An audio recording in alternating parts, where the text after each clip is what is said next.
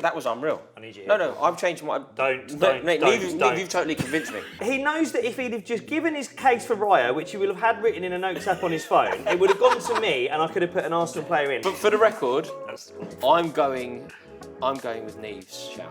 Have you swapped? I'm going with Rory.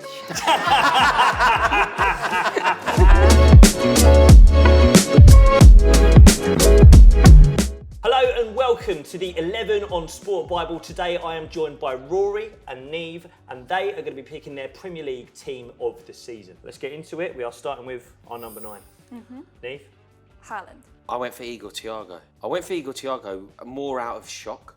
Okay. I'm amazed at how brilliant he's been. Obviously, I concede that Erling Haaland is a better striker. And maybe you could even argue that he's had a better year. But in terms of the expectations and in terms of the size of the club that he's doing it for, I kind of think that Igor Thiago deserves some reward for his brilliance this year. I've gone with Haaland because he's still the top scorer in the league. Goal every 112 minutes. Also got assists to his name, 7. As well, his all-round game, I think bringing others into the game this season's been the best it's been. I think we're just so used to his numbers that we take them for granted. I think a team of the season without him in, especially in this running and the goals that he scored against Arsenal, I think it would be the wrong move. Igor Thiago, I mean, again, it's like if Brentford get Europe, they will very much look at that acquisition last summer as the reason that's happened. So it's a tough one that will kind of determine. It'll be determined by what happens at the end of the season. I think I'd lean Haaland on this one. Right, Nieve, I'll give you that to put Haaland up top in this team. And now when you're ready, I want to hear both of your wingers, right and left winger. I'll start with you, Rory. Well, the fact that Haaland's already in, this is about to look very Man City heavy from me. So my two wingers, I've got Antoine Semenyo, and I think that you can look at his form across the season, starting at Bournemouth and culminating at City, been exceptional. And I think you can actually trace City's potential historic season back to the signing of Semenyo and Gahey, of course. And I've got Shirky in there. Like, I've got Shirky in as a winger, but I just love him. It's almost a free role for me. If I was manager of this team, it's like Shirky can do what he wants. There'll be a structure elsewhere, but Shirky and Semenyo on the wings, flanking Erling Haaland. I struggle to think of anyone that can compete with that front three. Yeah, I've also got Shirky on the right, and I've gone for an attacker on the left.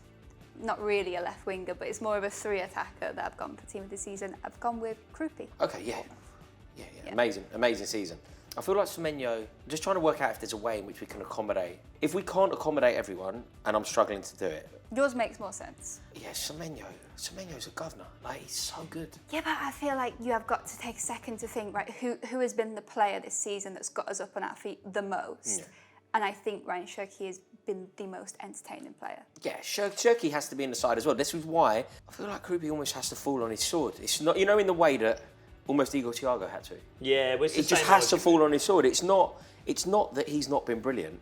It's that Semenyo's undroppable, and Shirky is possibly, if I remove all tribalism from the game, Shirky's probably my favourite footballer this season, in the way that Eze was last season. It sounds as though you're both agreed that Shirky takes one of those places. Yes. So it's between Krupi Jr. and Semenyo for the other side.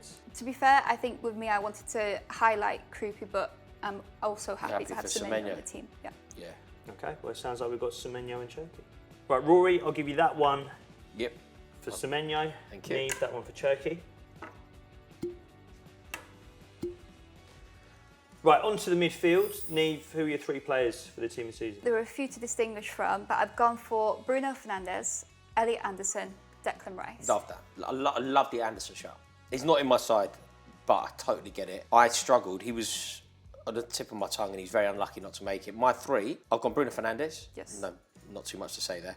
I've gone Bernardo Silva, Rodri. I just don't know who to leave out. I was worried you were going to do Caicedo for a minute. No. If we were having this conversation in November, I might have done. Should we talk about Bruno, first of all, as the most advanced player in that midfield? You're both in agreement there. I don't think there's too much more to say. Easily the best number 10 attacking midfielder in the league. Yeah, but look, the stats speak for themselves. The way that he's led that team this season, I think he's been brilliant. And he's undoubtedly one of the best. Where people lose me a bit with Bruno Fernandes is when they start talking about him in sort of Manchester United greatest 11 terms and things like that. I don't see him as that good, but he's the best that they've had post-Ferguson. The best signing they've made post-Fergie. He's undoubtedly been the best creator in the Premier League this year. The best credit that we could put to him, I think, is actually the least controversial person on this board is Bruno Fernandes. Yeah, I can agree with that. Yeah, so then I've also gone with, I've gone with Declan Rice, you've gone with Rodri. What is it that Rodri's done to... Do you know what it was? And I know that this is a small sample size, but I think it's so representative of him. The Nico O'Reilly Cup final. That moment to me really did demonstrate how wrong I'd been in the past when I would try and compare Rice and Rodri. I've often done it. I've often said, Declan Rice, I don't even like the fact that I like him, but I really like him and he's an Arsenal player. But I saw on that day, Zubimendi and Rice versus Rodri, and Rodri slapped them to bits. And then again, in the game at the Etihad, which was billed as a decider, again I thought Rodri was just unplayable and showed me that he is operating on a completely different level to Declan Rice. So I felt I had to pick Rodri, and Bernardo Silva is one of my favourite players. I think he's an icon.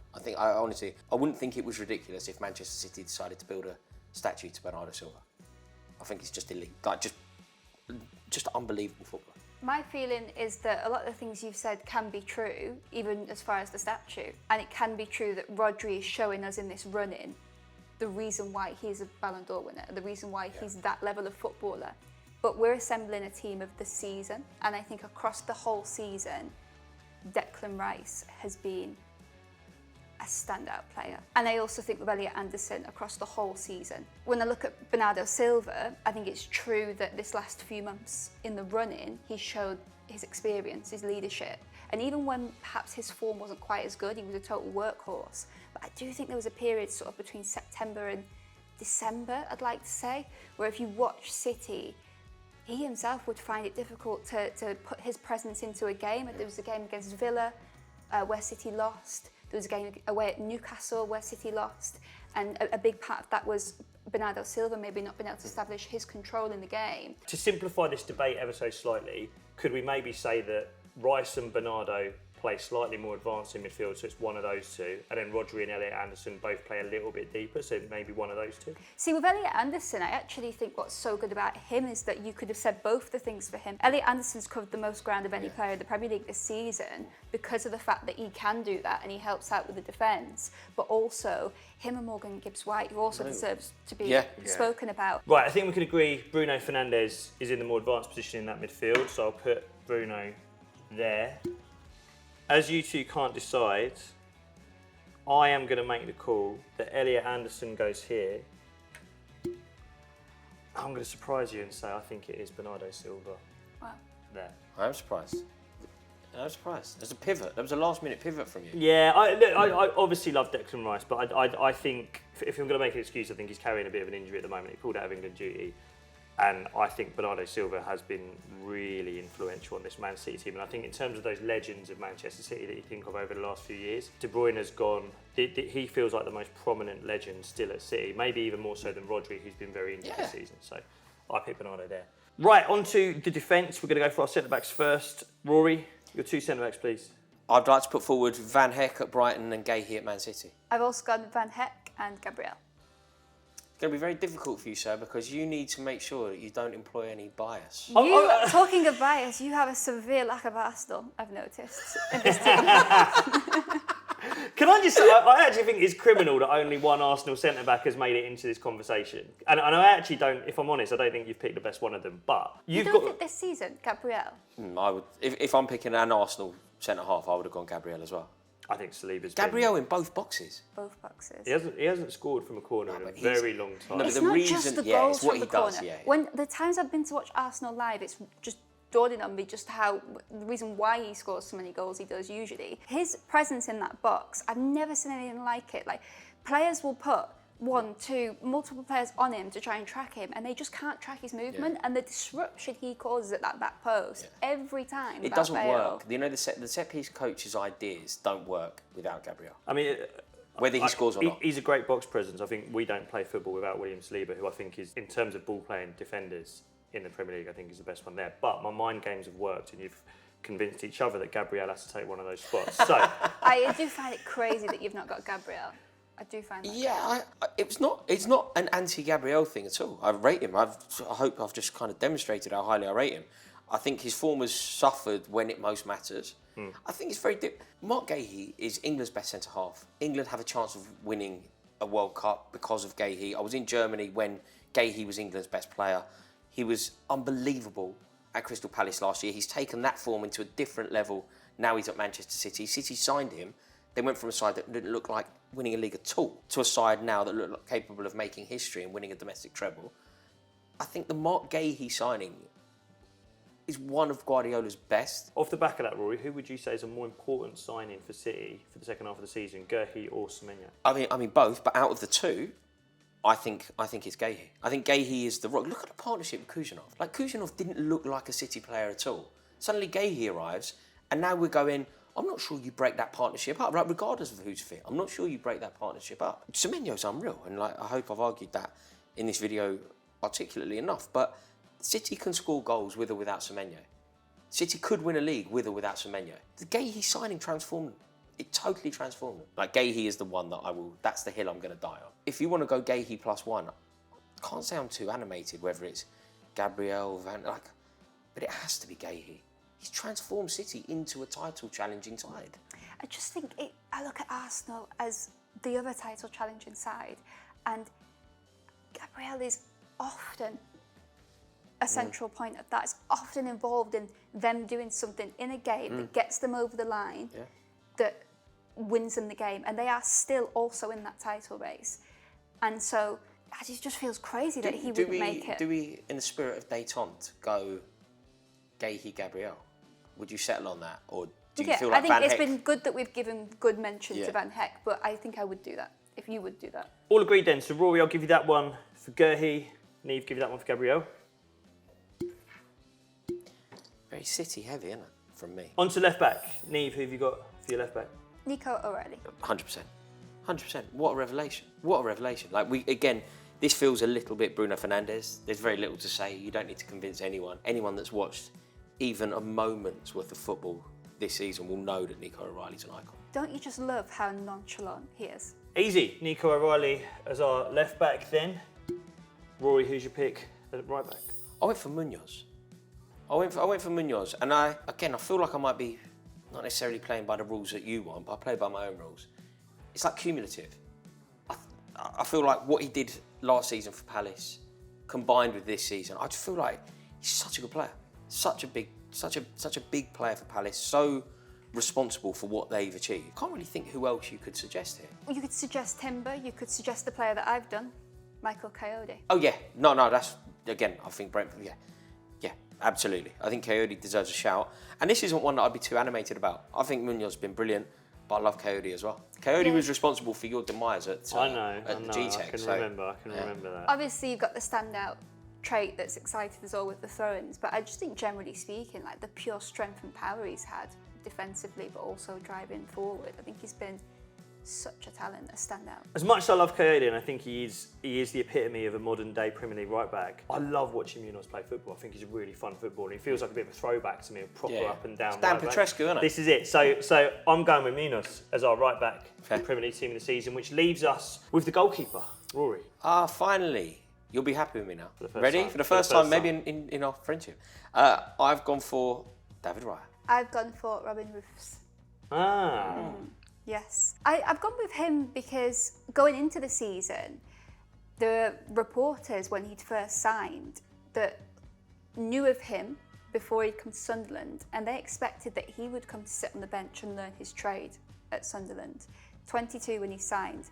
He's come in, and Anthony Patterson, who was the goalkeeper, he's been sent to Millwall on loan, and Robin Roofs has taken that. And usually when a team faces a little bit more, maybe shots and stuff, you sort of highlight these goalkeepers because they'll save a lot. And he has done that. He's got the third most saves in the Premier League.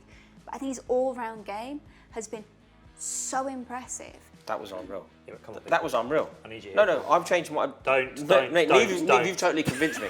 That was... mate, I'm Roofs. I'm Roofs all the way. The roof is on fire.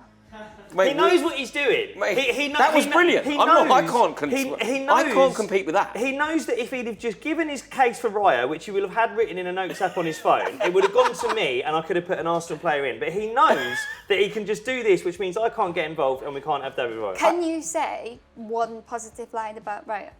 Let me have a think.